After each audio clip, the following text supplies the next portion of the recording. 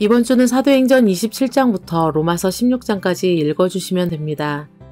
바울이 로마로 가는 여정이 이어집니다. 바울의 경고를 무시하고 출항했다가 폭풍을 만나 파산합니다. 하지만 배에 있던 276명이 모두 살아남습니다. 멜리데 섬에 체류하며 바울은 독사에 물리지만 죽지 않고 섬의 병자들을 고칩니다. 바울은 마침내 로마에 도착하여 2년 동안 가택연금 속에서 복음을 전하면서 사도행전은 마칩니다. 이제는 로마서입니다.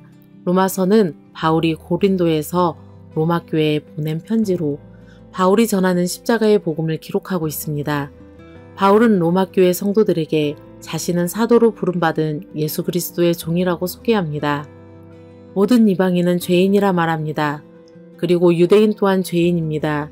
율법을 듣는 것으로 의로워지는 것이 아니라 그것을 행해야 의로워집니다. 따라서 온 세상은 하나님 앞에서 유죄이며 행위로 그 누구도 하나님 앞에 의롭게 될 수 없기에 율법 밖에 있는 하나님의 의가 필요합니다.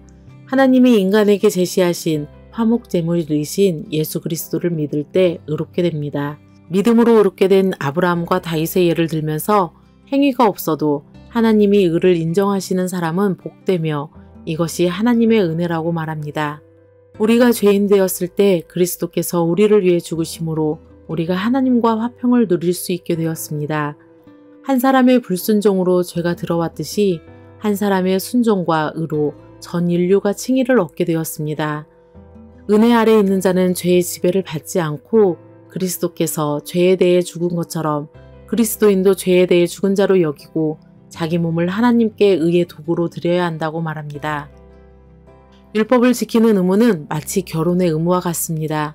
우리는 옛 율법에서 자유해졌고 그리스도로 새 사람이 되었습니다. 비록 그리스도인이 생각으로는 하나님의 법을 섬기지만 육신으로 죄의 법을 섬길 수 있습니다. 하지만 그것에 대한 정죄는 더 이상 없습니다. 왜냐하면 성령께서 우리의 연약함을 도우시기 때문입니다. 그렇지만 유대인에게 나은 점도 있습니다. 이스라엘은 하나님의 의에 복종하지 않고 자기의 의를 세우려 했습니다. 그래서 기회가 이방인에게 넘어갔습니다. 이방인 구원은 이미 구약에서 예언되었습니다. 하나님이 자기 백성을 버린 것이 아닙니다. 이방인은 접붙임 받았으며 이스라엘이 회복되고 그들의 죄가 제거될 것입니다. 자신과의 관계를 위해 신약의 성도들이 가져야 할 섬김의 모범을 제시합니다. 세상 속의 관계를 위해 그리스도인이 권력에 대해 취해야 할 태도를 말합니다. 사랑은 율법을 완성시킵니다. 교회 속의 관계를 위해 형제를 판단하는 문제를 언급하며 그리스도인이 의사결정을 위한 점검사항을 말합니다. 교회 내의 상호 간의 상호 이해에 대해 기록합니다. 마지막으로 무난해야 할 성도들과 배격해야 할 자들의 이름을 언급하며 로마서는 마칩니다.